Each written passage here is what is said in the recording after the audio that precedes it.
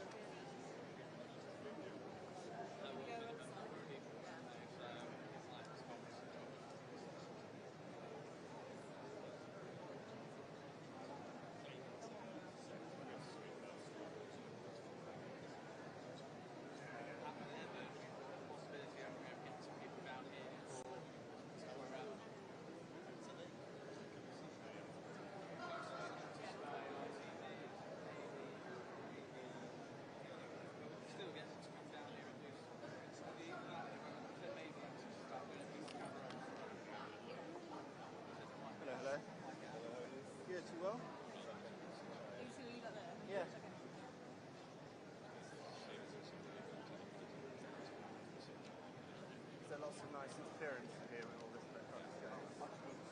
That's good. Right, so what else are big magnets on my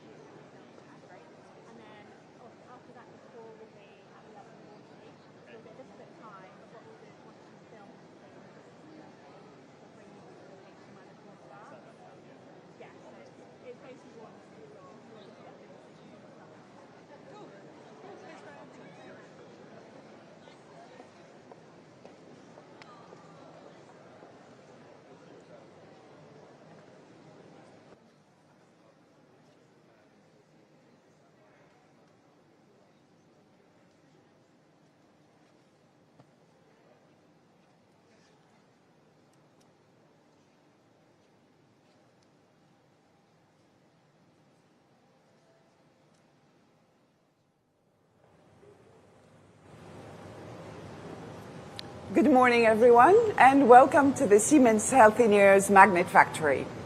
My name is Rada Trotabas. I'm the Managing Director of Siemens Healthineers here in the UK and Ireland. We are a global leader in medical technology with over 70,000 dedicated employees around the world, united by one common goal: to improve healthcare and make a difference to the lives of people everywhere. For over 40 years, this site here in Ensham has been at the heart of our mission, designing and manufacturing MRI superconducting magnets, which play an essential role in diagnostic imaging, helping healthcare professionals save lives and provide better care. But we are not stopping there. With a £250 million investment, we are building a state-of-the-art facility just down the road in Bicester. The facility is set to open in 2026, and this new facility will host over 1,000 skilled jobs here in the region and further reinforce our commitment to innovation. It is a great honor to welcome the Chancellor of the Exchequer, the Right Honourable Rachel Reeves, and her distinguished colleagues in government. The government's commitment to driving economic growth provides companies like ours with the confidence to continue investing in cutting-edge manufacturing right here in the UK. This visit not only demonstrates the government's commitment to backing international businesses, but also highlights the critical importance of partnership between government and industry to build a strong, thriving economy. So please join me in welcoming the Chancellor, Rachel Reeves.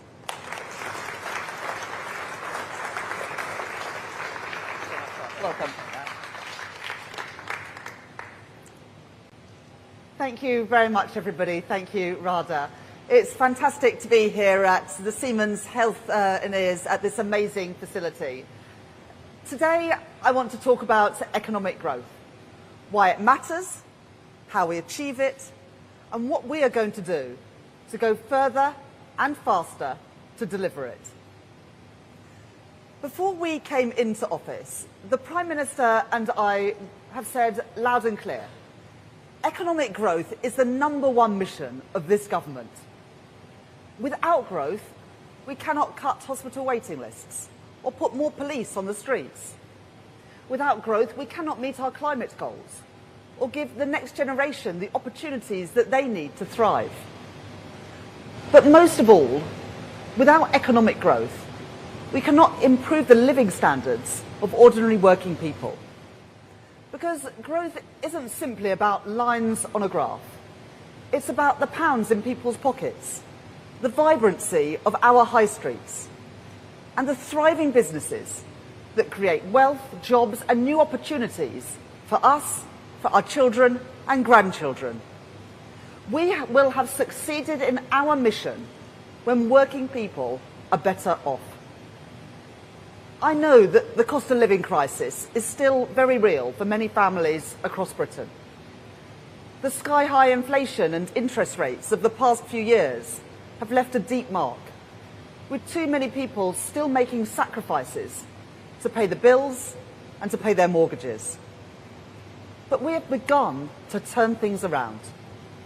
Everything I see as I travel around the country gives me more belief in Britain and more optimism about our future. Because we as a country have huge potential. A country of strong communities, with small and local businesses at their heart. We are at the forefront of some of the most exciting developments in the world, like artificial intelligence and life sciences, with great companies like DeepMind, AstraZeneca, Rolls-Royce, and of course Siemens, delivering jobs and investment across Britain. We have fundamental strengths in our history, in our language, and in our legal system to compete in a global economy. But for too long, that potential has been held back. For too long, we have accepted low expectations and accepted decline. We no longer have to do that. We can do so much better. Low growth is not our destiny. But growth will not come without a fight, without a government willing to take the right decisions now to change our country's future for the better. That's what our plan for change is all about. That is what drives me as Chancellor. In my May's lecture in March last year, I set out my approach to achieving economic growth and identified the fundamental barriers to realising our full potential. The productive capacity of the UK economy has become far too weak. Productivity, the driver of living standards, has grown more slowly here than in countries like Germany or the US. The supply side of our economy has suffered due to chronic underinvestment and stifling and unpredictable regulation, not helped by the shocks that we have faced in recent years. For too long, politicians have lacked the courage or the strength to confront these challenges. When presented with a choice, they have not prioritised growth. Instead, they have accepted the status quo. And they have been the barrier, not the enablers of change. At the election, people voted for a whole new approach, and that is what I am determined to deliver. The strategy that I have consistently set out is to grow the supply side of our economy, recognising that first and foremost, it is businesses, investors and entrepreneurs who drive economic growth. A government that systematically removes barriers that they face, one by one, and has their back, is the solution to our challenges. This strategy has three elements. First, stability. Stability in our politics, our public finances, and our economy. The basic condition for secure economic growth. Second, reform. Reform which makes it easier for businesses to trade, to raise finance, and to build. And third, investment, the lifeblood of economic growth. Let me explain each of those in turn. Stability. The first line of our manifesto was a promise to bring stability back to our public finances. It is the rock upon which everything else is built, and it is an essential foundation in our plan for change. Because economic stability is the precondition for economic growth. That's why the first piece of legislation that we passed as a government was the Budget Responsibility Act, so that never again can we see our independent forecasters sidelined, and never again will we see a repeat of the Liz Truss mini-budget, which sent borrowing costs and mortgage rates spiralling for families and for businesses. At my first budget in October, it was my duty as Chancellor to fix the foundations of our economy and repair the public finances that we inherited, to restore stability and create the conditions for growth and investment. I set out new fiscal rules, which are non-negotiable and will always be met. We began to rebuild our NHS and our schools, the start of a programme of public service reform. I capped the rate of corporation tax, and I extended our generous capital allowances for the duration of this Parliament, as the CBI and the BCC have called for. And I protected working people after a cost of living crisis by freezing fuel duty with no increases in their national insurance, income tax or VAT. But taking the right decisions and the responsible decisions does not always mean taking the easy decisions. The increase in employers' national insurance contributions has consequences on business and beyond. I said that up front in my budget speech. I accept that there are costs to responsibility. But the costs of irresponsibility would have been far higher. Those who oppose my budget know that too. That is why, since October, I've seen no alternative put forward by the opposition parties. No alternative to deal with the challenges that we face. No alternative to restoring economic stability. And therefore, no plan for driving economic growth. Alongside stability, we need to drive forward the reform which makes investment more likely by removing the constraints on the supply side of our economy, making it easier for businesses to trade, to raise finance, and to build. Let me first address our approach to trade. We stand at a moment of global change. In that context, we should be guided by one clear principle above all: to act in the national interest, for our economy, for our businesses, and for the British people. That means building on our special relationship with the United States under President Trump.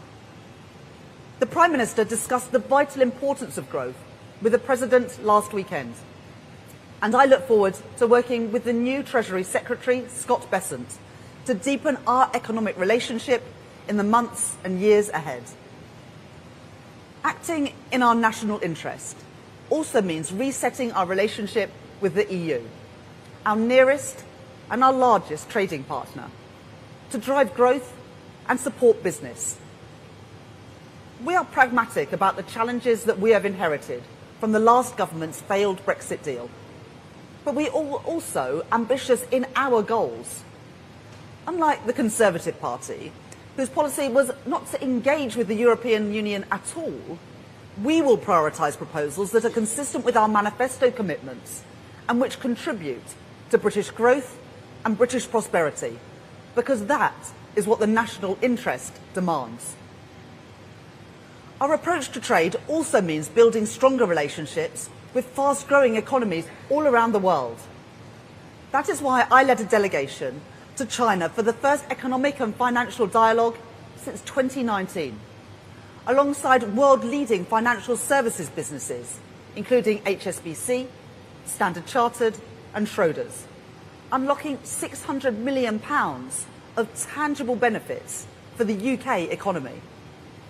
And I am pleased to confirm that the Business and Trade Secretary will shortly visit India to restart talks on the free trade agreement and bilateral investment treaty that the last government failed to deliver. Our businesses can only realise these opportunities if they can recruit the skilled staff that they need. So we are reforming our employment system to create a national jobs and careers service. We have created Skills England to meet the skills of the next decade in sectors like construction and engineering. And we will deliver fundamental reform of our welfare system. That includes looking at areas that have been ducked for too long, like the rising cost of health and disability benefits. And the Secretary of State for Work and Pensions will set out our plans to address this ahead of the spring statement.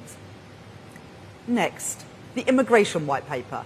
That will bring forward concrete proposals to bring the overall levels of net migration down.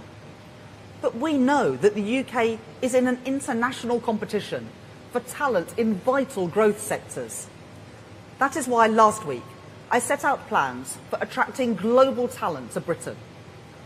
We will look at the visa routes for very highly skilled people, so the best people in the world choose the UK to live, work and create wealth, bringing jobs and investment to Britain. To help businesses access the finance and support they need to grow, we have delivered significant reforms to provide greater flexibility for firms and founders to raise finance on UK capital markets by rewriting our listing rules.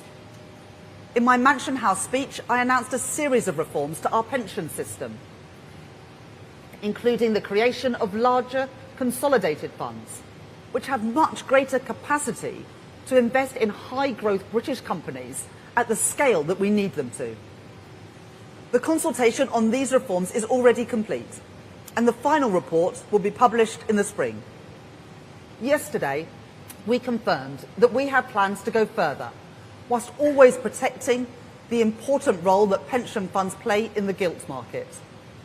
We will introduce new flexibilities for well-funded defined benefit schemes to release surplus funds where it is safe to do so, generating even more investment into some of our fastest growing industries.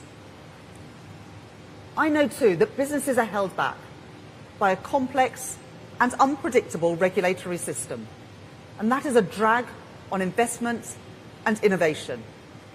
We have already provided new growth-focused remits to our financial service regulators. We have announced a new interim chair of the Competition and Markets Authority, and we have established the Regulatory Innovation Office with an initial focus on synthetic biology, space, AI, and connected and autonomous vehicles. But we need to go further, and we need to go faster. So earlier this month, I met the heads of some of our largest regulators.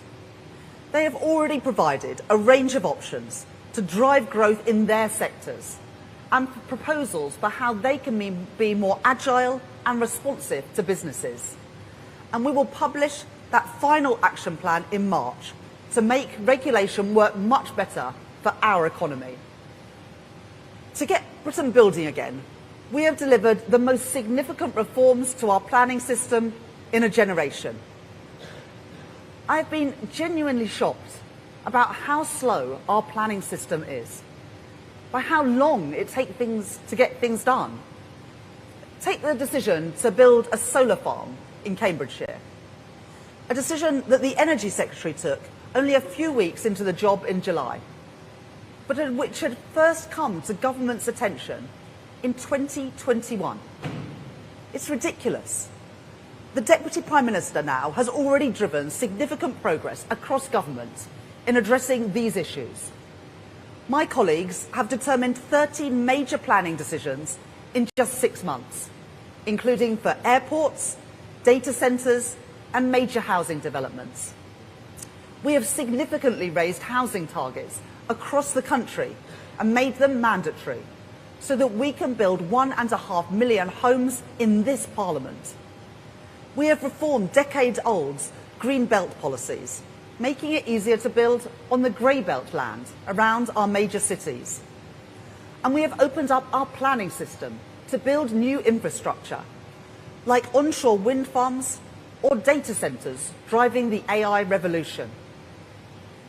Having listened closely to calls from business groups, like the Institute of Directors and businesses across our economy, about the need to speed up infrastructure delivery, including Mace, Skanska and Arup, who are here today, and members of our British Infrastructure Task Force, like Lloyds, BlackRock and Phoenix. We have now set out plans to go even further. Last week, we confirmed our priorities for the Planning and Infrastructure Bill to rapidly streamline the process for determining applications, to make the consultation process far less burdensome, and to fundamentally reform our approach to environmental regulation.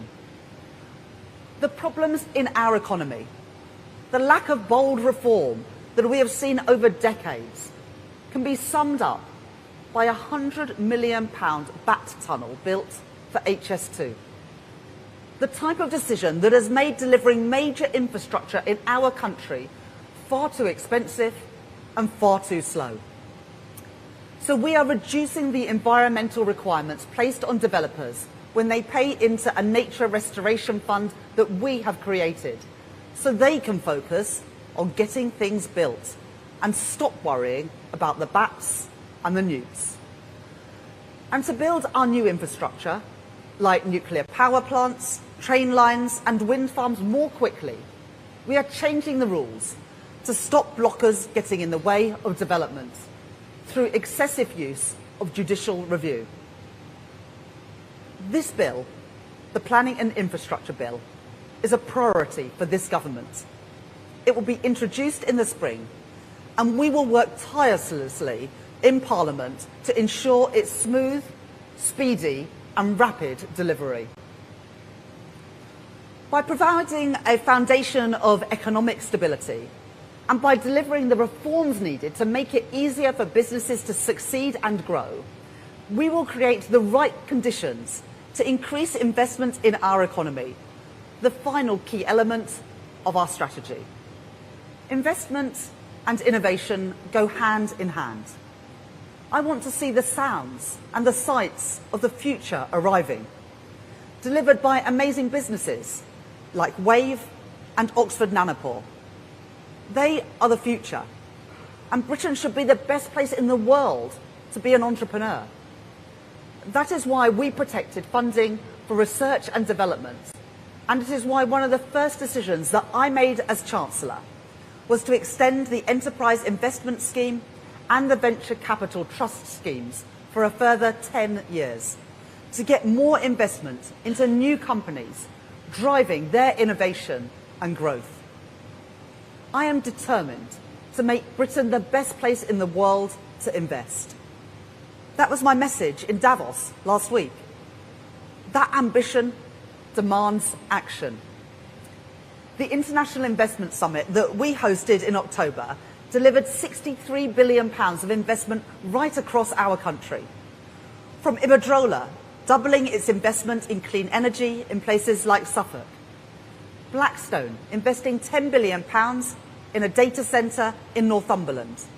And Erin Holdings investing £1 billion in advanced manufacturing in North Wales. While the lifeblood of growth is business investment, a strategic state has a crucial role to play. That is why we established the National Wealth Fund, to create that partnership between business, private investors and government to invest in the industries of the future, like clean energy. Today I can announce 2 further investments by the National Wealth Fund. First, a £65 million investment for Connected Curb to expand their electric vehicle charging network across the UK.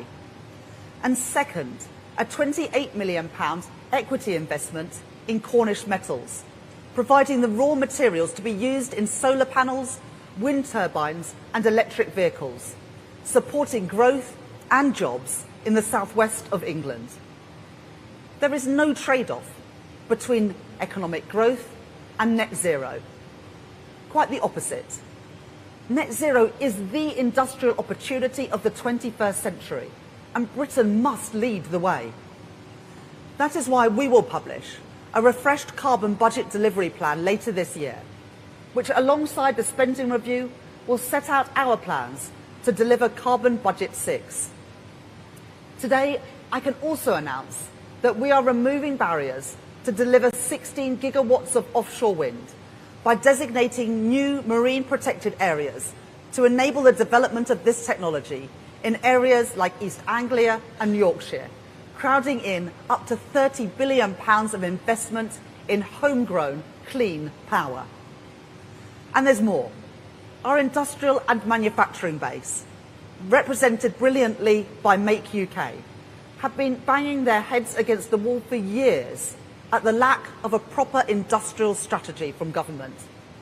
That is why we have launched our modern industrial strategy to drive investment into the industries that will define our success in the years ahead. We have already provided funding to unlock investment in sectors like aerospace, automotives and life sciences.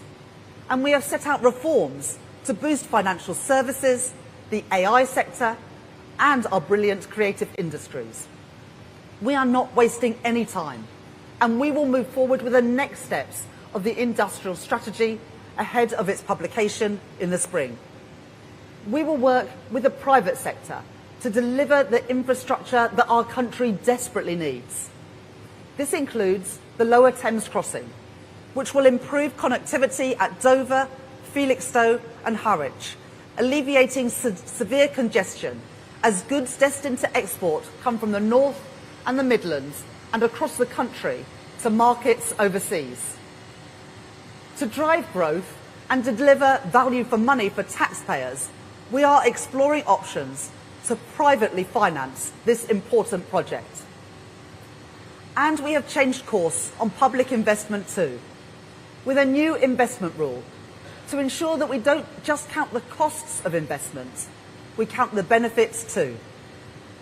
We are now investing 2.6% of GDP on average over the next 5 years, compared to 1.9% planned by the previous government, delivering an additional £100 billion of growth-enhancing capital spending, which catalyses private sector investment in more housing, better transport links, and clean energy.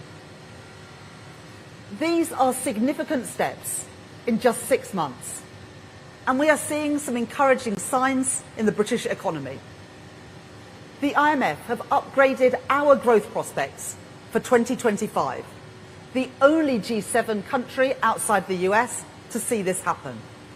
This gives us the fastest growth of any major European economy this year.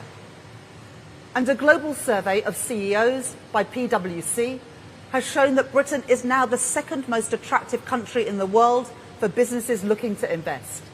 The first time that the UK has been in that position for 28 years. This is all welcome news, but there is still more that we can and we will do. I am not satisfied with the position that we are in.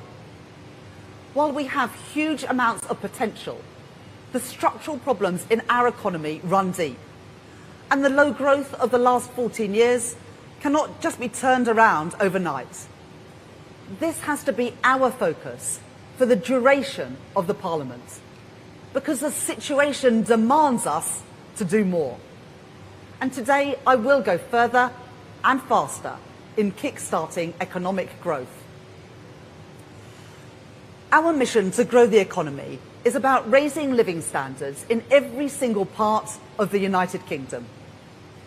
Manchester is home to the UK's fastest growing tech sector. Leeds is one of the largest financial services centres outside of London. These great northern cities have so much potential and promise, which our brilliant Metro mayors, Andy Burnham and Tracy Brabin, are working hard to realise, just like our other Metro mayors are doing to deliver new opportunities in their areas. And there is so much more that government can do to support our city regions. To achieve this requires greater focus on two key areas: infrastructure and investment. If we can improve connectivity between towns and cities across the north of England, we can unlock their true growth potential by making it easier for people to live, travel and work across the area. At the budget, I set out funding for the Transpennine route upgrade, a multi-billion-pound programme of improvements that will connect towns and cities from Manchester to York via Staley Bridge, Leeds and Huddersfield.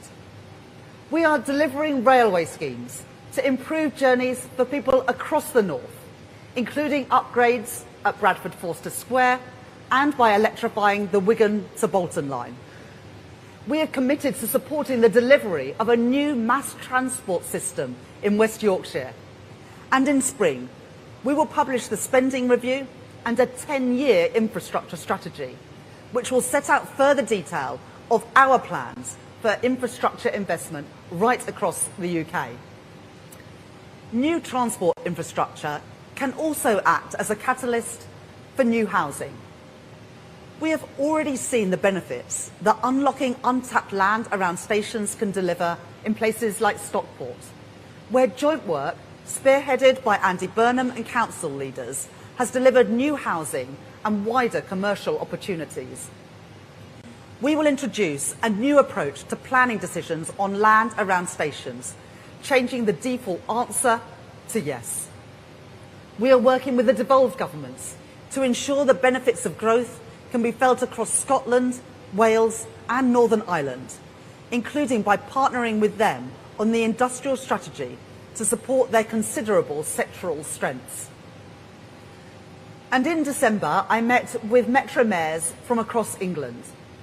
They told me that more opportunities for investment are vital if their local economies are to grow in the years ahead. We are listening closely to them. As the Metro Mayor of Liverpool, Steve Rotherham, has called for, we will review the Green Book and how it is being used to provide objective, transparent advice on public investment across the country, including outside London and the South East.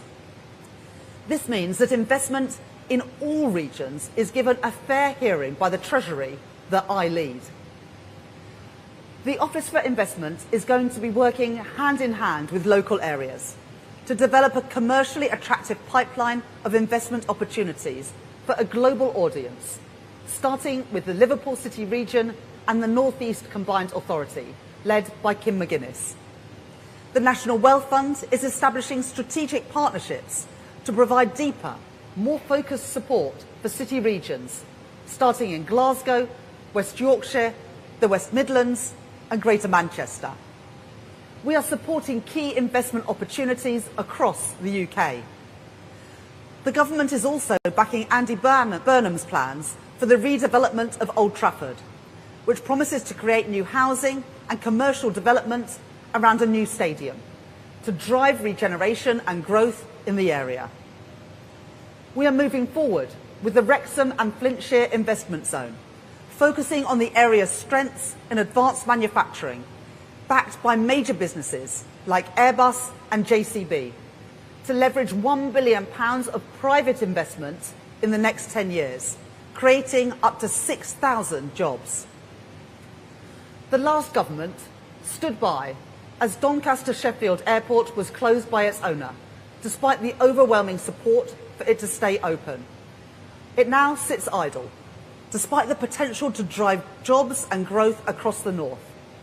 So I can announce today that we will work with Doncaster Council and the Mayor of South Yorkshire, Oliver Coppard, to support their efforts to recreate South Yorkshire Airport City as a thriving regional airport. And finally, I am pleased to announce a partnership between Prologis and Manchester Airport Group in the East Midlands, where the Metro Mayor, Claire Ward, is doing an excellent job growing the local economy there. Prologis and NAG will work together to build a new advanced manufacturing and logistics park at East Midlands Airport, unlocking up to £1 billion of investment and 2,000 jobs at the site. A major investment from a global business into our country, representing a huge vote of confidence in the East Midlands and in the UK. This is just the start of our work to get more investment into every nation and region of Britain. Next, I want to set out further detail for plans for the area we are in today. Oxford and Cambridge offer huge potential for our nation's growth prospects. Only 66 miles apart, these cities are home to two of the best universities in the world, and the area is a hub for globally renowned science and technology firms. This area has the potential to be Europe's Silicon Valley. To make that a reality, we need a systematic approach to attract businesses to come here and to grow here. At the moment, it takes 2.5 hours to travel between Oxford and Cambridge by train. There is no way to commute directly by rail from places like Bedford and Milton Keynes to Cambridge. And there is a lack of affordable housing right across the region.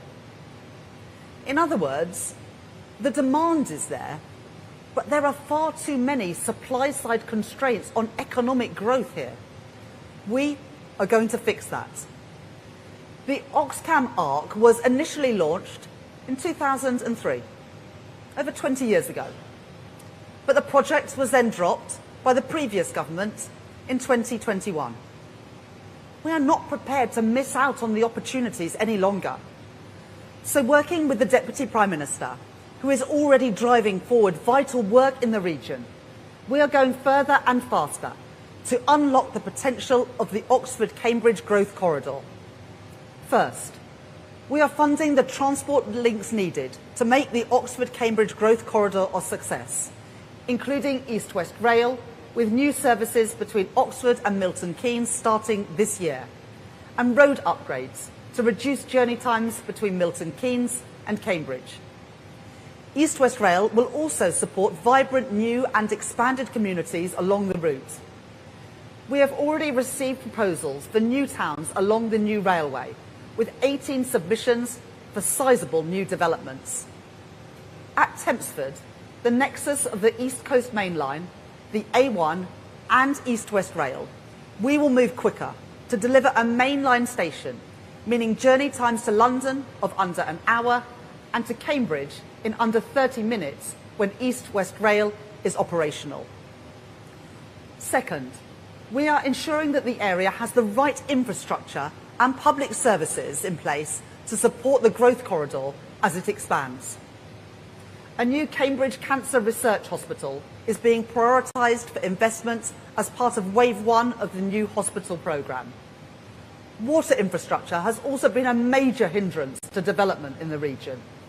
We have now agreed water resources management plans, unlocking £7.9 billion of investment in the next 5 years, including plans for the new Fens Reservoir serving Cambridge and the South East Strategic Reservoir near Oxford.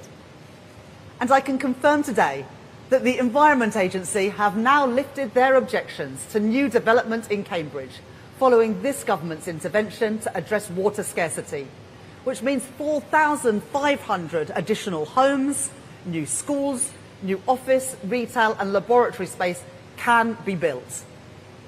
Third, I am delighted that Cambridge University have come forward with plans for a new flagship innovation hub at the centre of Cambridge to attract global investment and foster a community that catalyses innovation, as other cities around the world like Boston and Paris have done. Just yesterday, Moderna completed the build for their new vaccine production and R&D site in Harwell, right here in Oxfordshire. And I have asked Lord Patrick Vallance to be the champion for the Oxford-Cambridge Growth Corridor. Lord Vallance has extensive experience across the sciences, academia and governments. He will work with local leaders and with the Housing and Planning Minister to deliver this exciting project, including with Peter Freeman, who is already doing excellent work in Cambridge, and a new growth commission for Oxford, which will help to accelerate growth in the city and its surrounding area. This is the government's modern industrial strategy in action, with central government, local leaders and businesses working together. The Oxford-Cambridge Growth Corridor could add up to £78 billion to the UK economy by 2035, driving investment, innovation and economic growth. Finally, I come to the decision that perhaps more than any other has been delayed, has been avoided, has been ducked. The question of whether to give Heathrow, our only hub airport, a third runway has run on for decades. The last full-length runway in Britain was built in the 1940s. No progress in 80 years. Why is this so damaging? It's because Heathrow is at the heart of the UK's openness as a country. It connects us to emerging markets all over the world, opening up new opportunities for growth. Around 3/4 of all long-haul flights in the UK go from Heathrow. Over 60% of UK air freight comes through Heathrow. And about 15 million business travellers used Heathrow in 2023. But for decades, its growth has been constrained. Successive studies have shown that this really matters for our economy. According to the most recent study from Frontier Economics, a third runway could increase potential GDP by 0.43% by 2050. Over half, 60% of that boost, would go to areas outside of London and the South East, increasing trade opportunities for products like Scotch whisky and Scottish salmon, already two of the biggest British exports out of Heathrow. And a third runway could create over 100,000 jobs. For international investors, persistent delays have cast doubt about our seriousness towards improving our economic prospects. Business groups like the CBI, the Federation of Small Businesses, and the Chambers of Commerce right across the UK, as well as trade unions like GMB and Unite, are clear. A third runway is badly needed. In 2018, the previous government steered its airport's national policy statement through Parliament, but no action was taken. It simply sat on the shelf. We are taking a totally different approach to airport expansion. This government has already given its support to expansion at City Airport and at Stansted. And there are 2 live decisions on Luton and Gatwick which will be made by the Transport Secretary shortly. But as our only hub airport, Heathrow is in a unique position, and we cannot duck the decision any longer. I have always been clear that a 3rd runway at Heathrow would unlock further growth, boost investment, increase exports, and make the UK more open and more connected. And now the case is stronger than ever, because our reforms to the economy, like speeding up the planning system and our plans to modernise UK airspace, means the delivery of this project is now set up for success. So I can confirm today that this government supports a 3rd runway at Heathrow and is inviting proposals to be brought forward by the summer. We will then take forward a full assessment through the Airport National Policy Statement. This will ensure that the project is value for money, and our clear expectation is that any associated surface transport costs will be financed through private funding. And it will ensure that a 3rd runway is delivered in line with our legal, environmental and climate objectives. Heathrow themselves are clear that their proposal for expansion will meet strict rules on noise, air quality and carbon emissions. And we are already making great strides in transitioning to cleaner and greener aviation. Sustainable aviation fuel reduces CO2 emissions compared to fossil fuel by around 70%. At the start of this month, the Sustainable Aviation Fuel Mandate became law. And today I can announce that we are investing £63 million into the Advanced Fuels Fund over the next year. And we have today set out the details of how we will deliver a revenue certainty mechanism to encourage investment into this growing industry. These measures will encourage more investors to back production in the UK, bringing good, high-skilled jobs to areas like Teesside, demonstrating that investment in the right technology can help us deliver both our growth and our clean energy mission. Now is the time to grasp the huge opportunity in front of us. By backing a 3rd runway at Heathrow, we can make Britain the world's best connected place to do business. That is what it takes to make decisions in the national interest. And that is what I mean by going further and faster to kickstart economic growth. The work of change has begun. We have already made great progress, but I am not satisfied, and I know that there is more to be done.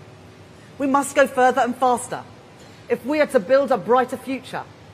And the prize on offer if we do this is immense. The next generation with more opportunities than the last.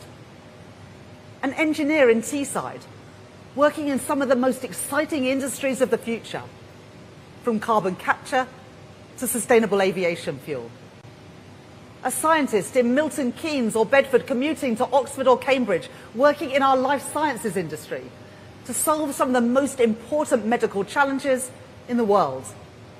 A small business owner in Scotland knowing that they can expand and export to new markets right across the world. Wealth created and wealth shared in every part of Britain. This is a government on the side of working people, taking the right decisions to secure their future, to secure our future, stepping up to the challenges that we face, ending the era of low expectations, putting Britain on a different path, delivering for the British people, and I am determined, this government is determined to do just that. Thank you.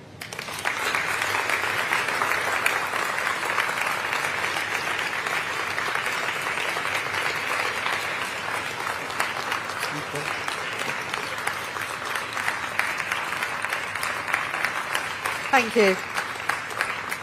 I'll now take a number of questions. I'll start with Chris Mason from the BBC. Thank you, Chancellor. Chris Mason, BBC News. The scars in our economy run deep. We've had the pandemic, we've had conflict, we've had the financial crisis, as I say, and also the colossal shift of economic heft towards China and the East. What do you say to those who might say, is this anywhere near enough? When will we see cranes in the sky? And what happens if it doesn't work? Thank you. Well, we need to go further and faster, and the speech and the announcements that I set out today, whether it is the regional investment in places like Manchester or Leeds or Teesside, whether it is the Oxfam Arc growth corridor, which could be Europe's Silicon Valley, or indeed making Britain better connected with the third runway at Heathrow, shows that this is a government with ambition that is getting on and delivering. But one of the reasons why we need to expand Heathrow is that there are emerging markets and new cities around the world that we aren't connected to, because there aren't the slots at Heathrow or indeed any other airport to fly to. And similarly, the opportunities to export around the world only grow when other countries around the world grow their economies, and yet we don't have the opportunities to export there because we are constrained, our supply side capacity is constrained because there hasn't been enough investment in our ports and our airports for too long. So we are turning that around. We are systematically, one by one, removing the barriers that have held back our growth performance for too long. Because you take those shocks that you mentioned, well, those shocks have affected countries all around the world.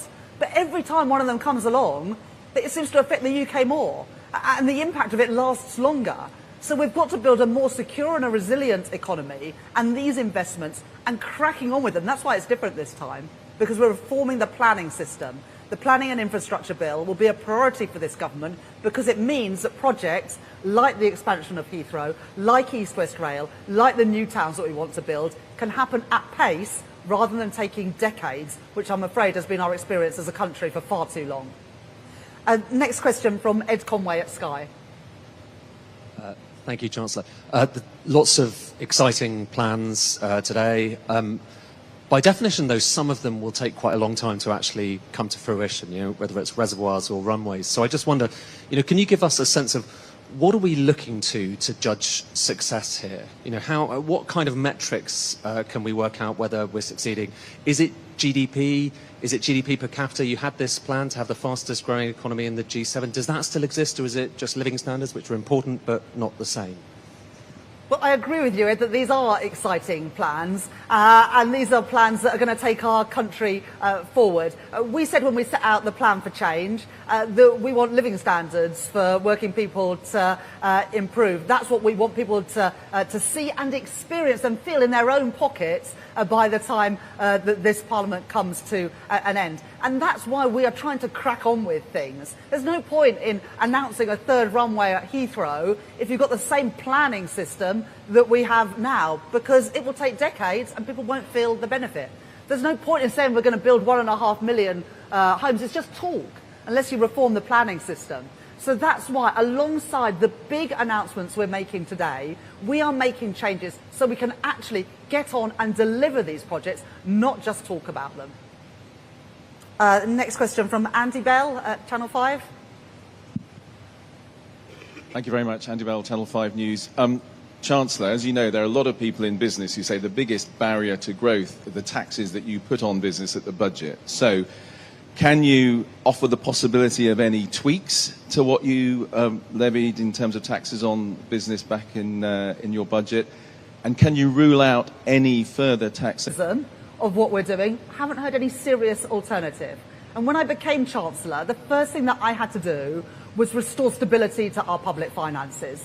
We know what happens when governments lose control of the public finances. We've experienced it in the last few years. And what happens is mortgage rates and interest rates go through the roof, costing families and business dearly. I will never play fast and loose with the public finances because it is ordinary people who pay the price. So I had to make some difficult decisions, but they were the right decisions in our national interest. And you can build no plan for growth that is not built on a rock of stability. We've returned stability to the economy, and that is why we can now grow it with confidence. But just listen to what businesses have said about our plans today. The CBI says that they are smart. There's other business people in this room who are backing the plans that we are setting out today. They can see that this is a government that is getting on with things, that is removing the barriers that have held back infrastructure investment and investment by businesses for far too long, and we are changing that. I'm not going to write 5 years' worth of budgets in the first 6 months of office, but that was a once-in-a-generation budget to fix the inheritance and to draw a line under the economic and fiscal mismanagement of the Conservatives. Next question from Chris Hope at GB News. Chris Hope, GB News, Chancellor. Will you commit now to cutting net migration, even if it damages economic growth, that trade-off there? And just quickly, millions are sending in their tax returns this week to HMRC. You're in charge of it. Will you publish your tax return?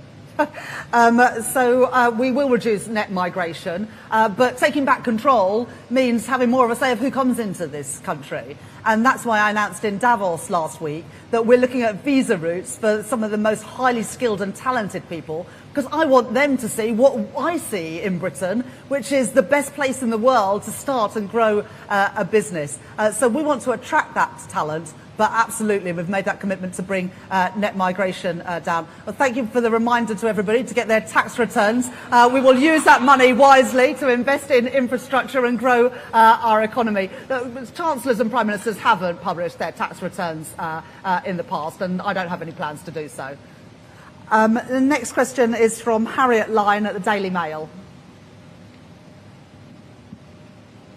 Thanks, Chancellor. Harriet Lyne, Daily Mail. Your own government thinks that the workers' rights package will cost the economy £5 billion. If you're serious about growth, why don't you just junk that?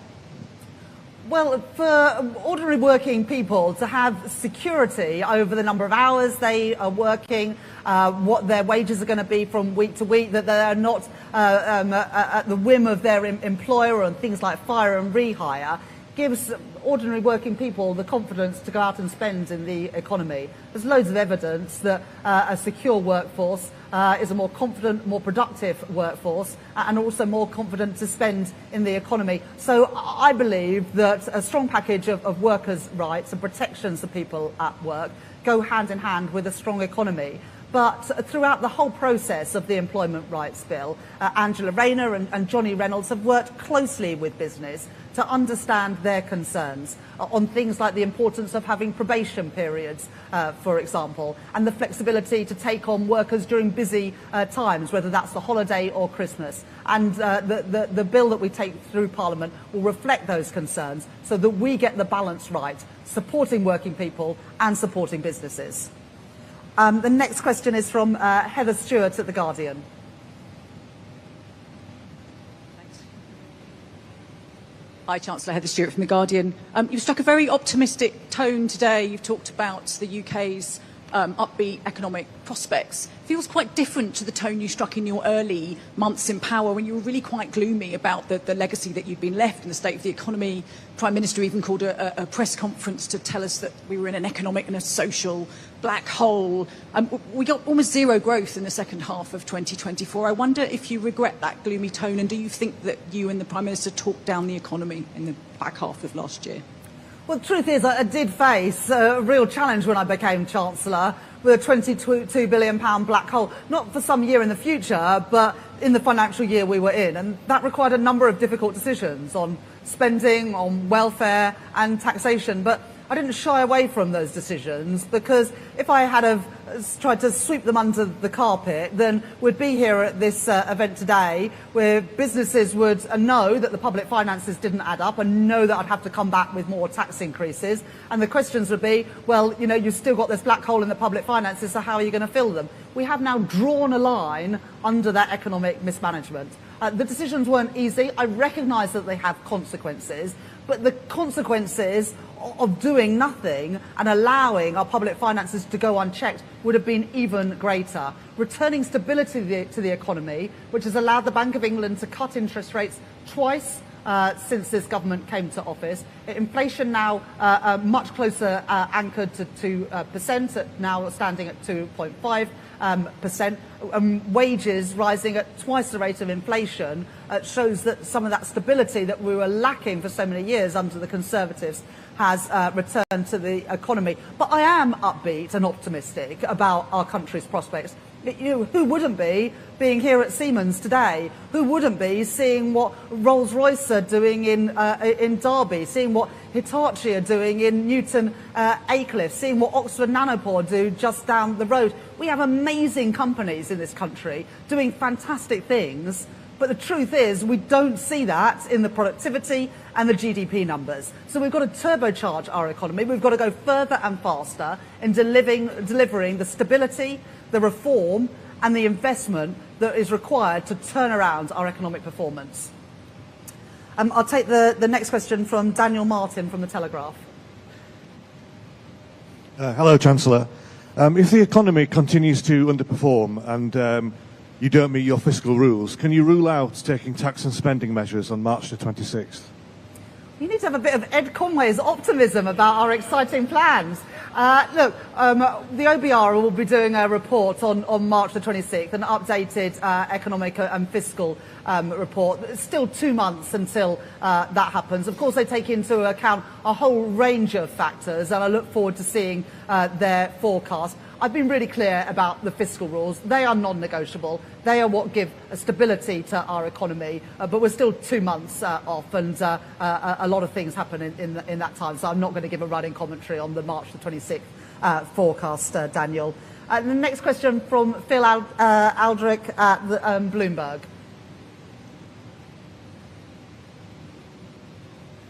Thanks, Chancellor. You've set out a remarkable array of supply-side reforms, which are going to potentially have quite big effects over the long term. But in the short term, we've got the NICS rise coming up in April, which is an immediate drag on growth, potentially, from the point of view of businesses. Are you doing anything in the short term to address these growth-depressing facets? Well, the whole point about the reforms we're making are about enabling people to do things more quickly. So the regulatory reforms that we're making to put growth in the remit of our regulators, the planning reforms to make it easier to build things. And I've said to Heathrow, I want them to come forward with plans by the summer. And we want to have a development consent order come forward by the end of this Parliament, and we hope to be able to grant it in this Parliament. So we're not waiting for years into the future. We want to do things now to turn around the performance, and we want to give businesses and investors confidence that this is a country to start doing things, to start making things in again, because we are reforming how our economy works to make it easier for them to build the energy infrastructure, the transport infrastructure, the housing infrastructure and the data centres that we need. And a combination of our regulatory reforms and our planning reforms mean that we don't have to wait for decades into the future. We can crack on and do those things now. I've got a bit of extra time, so I'll take a few more questions. Lady there on the side. Hi, thanks, Chancellor. Jessica Frankies from City AM. We've heard from regulators who are concerned about this deregulatory drive and say the optics are bad for international investment. Do you think regulators are on board with your plans? And do you think intervening in independent regulation is good for Britain? Well, it's up to the government to set the framework, but I think that businesses probably know what is best for international investment and into the UK. And what businesses, big and small, say to me all the time that a combination of the huge array of regulations, the number of consultees that they have to consult, the judicial review process, but also the conflicting regulations and rules that you have from different regulators over the same entity or the same investment just creates confusion, and there's a lack of predictability in our regulators, which is bad for business and bad for our economy.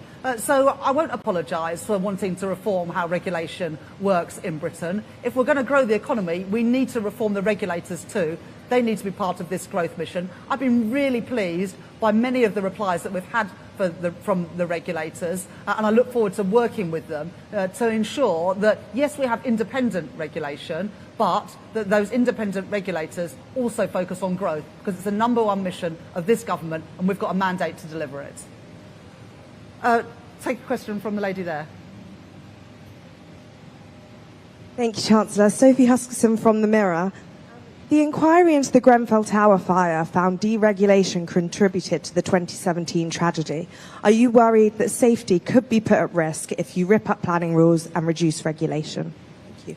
Well, the Prime Minister and the Deputy Prime Minister have both been to Grenfell and have made commitments to the families there to learn the lessons from what happened. So, of course, we've got to get the balance right on regulation, but we've made commitments to the families that have suffered because of what happened at Grenfell, and we will not renege on those commitments. I'll just take one last question from the lady behind you. Hi, Natasha Clark from LBC. Thanks so much, Chancellor. Just in the last week, we've had quite a lot of businesses warn about job losses. 10,000 retail jobs at threat. Sainsbury's cutting 3,000 jobs. You're going for growth, but we are seeing quite a lot of businesses that are really, really worried about their future. Is this an encouraging sign for the British economy, or are you gaslighting British businesses? Thank you. Well, businesses will always make decisions about the number of staff they need to meet demand. But look at the things that we've set out today. A third runway at Heathrow could create 100,000 jobs. The Prologis investment at East Midlands Airport could create 2,000 jobs. The investment in the Wrexham and Flintshire investment zone could create 6,000 jobs. So these are investments that are good for jobs, are good for wealth creation, investment in the UK, and good ultimately for living standards, because in the end, the reason why we are doing all of these things is to make working people better off and to put more money in their pockets. Thank you very much.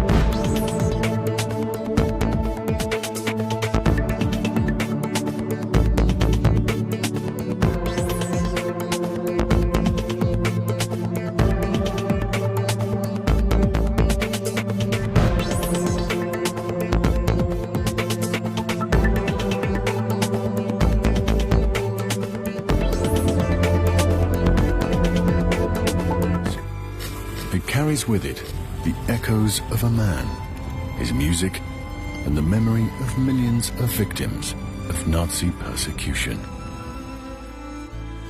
Today, we remember.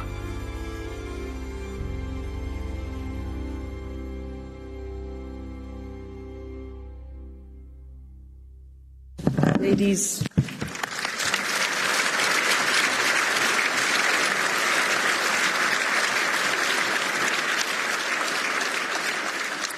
ladies and gentlemen, today we remember the 6 million Jewish men, women and children who were murdered by Nazi Germany. 6 million lives extinguished in a deliberate, organised and state-sponsored genocide of the Jews of Europe. They were gassed, shot, starved, murdered in ghettos, herded into cattle cars, buried in mass graves, killed in labour camps and in death camps, designed solely to annihilate.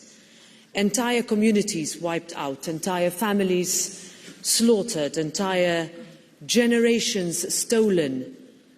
But even that horror did not wipe out the hope of the Jewish people. We remember too all those Roma and Sinti communities and countless others slaughtered because of their faith, ethnicity, sexual orientation, disability or political opinions.